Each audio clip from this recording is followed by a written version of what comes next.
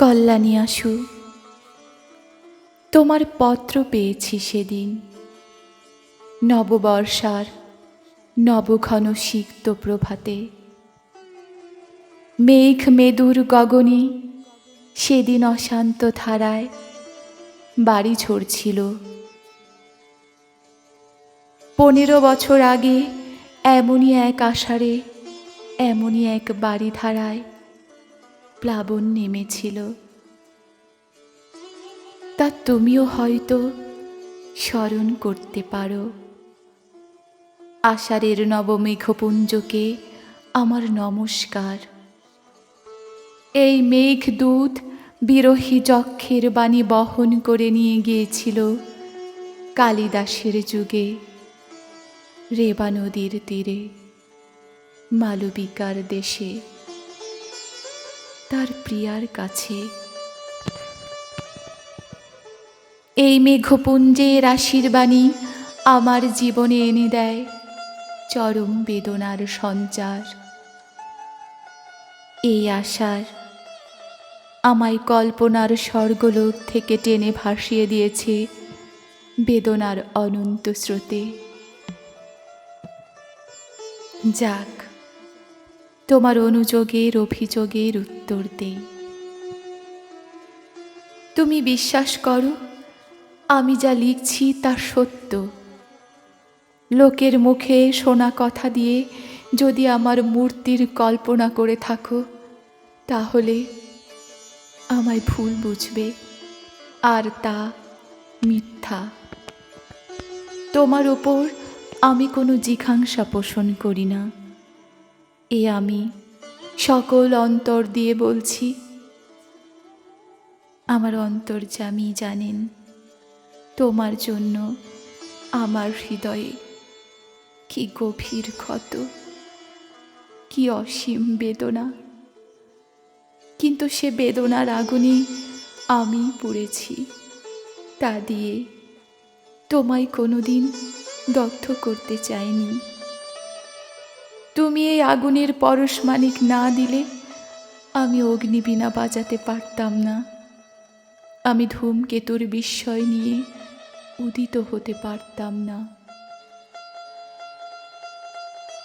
তোমার যে কল্যাণ রূপ আমি আমার কিশোর বয়সে প্রথম দেখেছিলাম, যে রূপকে আমার জীবনের সর্বপ্রথম ভালোবাসার অঞ্জলি দিয়েছিলাম, সে রূপ আজও স্বর্গের পারিজাত মান্দারের মতো চির অম্লান হয়ে আছে আমার বক্ষে।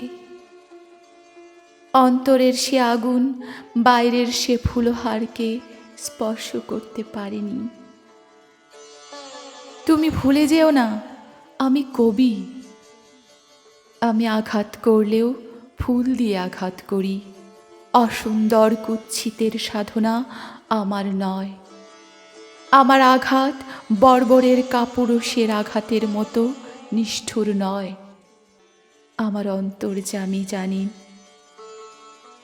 তুমি কি জানো বা শুনেছ জানি না, তোমার বিরুদ্ধে আজ আমার কোনো অনুযোগ নেই, অভিযোগ নেই, দাবিও নেই। তোমার আজিকার রূপ কি জানি না, আমি জানি তোমার সেই কিশোরী মূর্তিকে, যাকে দেবী মূর্তির মতো আমার হৃদয় বেদিতে অনন্ত প্রেম, অনন্ত শ্রদ্ধার সঙ্গে প্রতিষ্ঠা করতে চেয়েছিলাম। সেদিনের তুমি সে বেদি গ্রহণ করলে না। পাষাণ দেবীর মতোই তুমি বেছে নিলে বেদনার বেদিপাঠ। জীবন ভরে সেখানেই চলেছে আমার পূজা আরতি। আজকাল তুমি আমার কাছে মিথ্যা, ব্যর্থ, তাই তাকে পেতে চাইনি। জানি নে, হয়তো সে রূপ দেখে বঞ্চিত হব, অধিকতর বেদনা পাব, তাই তাকে অস্বীকার করেই চলেছি। দেখা নাই হলো এ ধুলির ধরায়। প্রেমের ফুল এ ধূলিতলে হয়ে যায় ম্লান, দগ্ধ, হতশ্রী। তুমি যদি সত্যি আমায় ভালোবাসো, আমাকে চাও, ওখান থেকেই আমাকে পাবে। লাইলি মজনুকে পায়নি, শিরি ফরহাদকে পায়নি, তবু তাদের মতো করে কেউ কারো প্রিয়তমাকে পায়নি।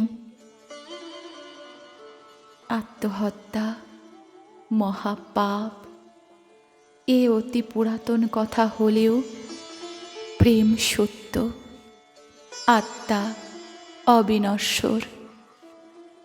আত্মাকে কেউ হত্যা করতে পারে না। প্রেমের সোনার কাঠের স্পর্শ যদি পেয়ে থাকো, তাহলে তোমার মতো ভাগ্যবতী আর কে আছে? তারই মায়া স্পর্শে তোমার সকল কিছু আলোয় আলোময় হয়ে উঠবে।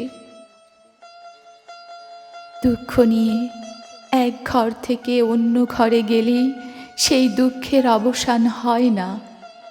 মানুষ ইচ্ছা করলে সাধনা দিয়ে, তপস্যা দিয়ে ভুলকে ফুল রূপে ফুটিয়ে তুলতে পারে। যদি কোনো ভুল করে থাকো জীবনে, এই জীবনেই তাকে সংশোধন করে যেতে হবে। তবেই পাবে আনন্দ, মুক্তি। তবেই হবে সর্বদুঃখের অবসান। নিজেকে উন্নত করতে চেষ্টা করো, স্বয়ং বিধাতা তোমার সহায় হবেন। আমি সংসার করছি, তবু চলে গেছি এই সংসারের বাধাকে অতিক্রম করে ঊর্ধ্বলোকে। সেখানে গেলে পৃথিবীর সকল অপূর্ণতা, সকল অপরাধ ক্ষমা সুন্দর চোখে পরম মনোহর মূর্তিতে দেখা যায়। হঠাৎ মনে পড়ে গেল 15 বছর আগের কথা। তোমার জ্বর হয়েছিল। বহু সাধনার পর আমার তৃষিত দুটি কর তোমার শুভ্র ললাট স্পর্শ করতে পেরেছিল। তোমার তপ্ত ললাটের স্পর্শ যেন আজও অনুভব করতে পারি। তুমি কি চেয়ে দেখেছিলে? আমার চোখে ছিল জল, হাতে সেবা করার আকুল স্পৃহা, অন্তরে শ্রী বিধাতার চরণে তোমার আরোগ্য লাভের জন্য করুণ মিনতি। মনে হয় যেন কালকের কথা।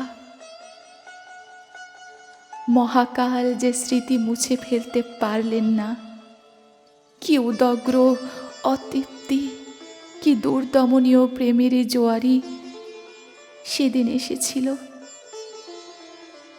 সারাদিন রাত আমার চোখে ঘুম ছিল না।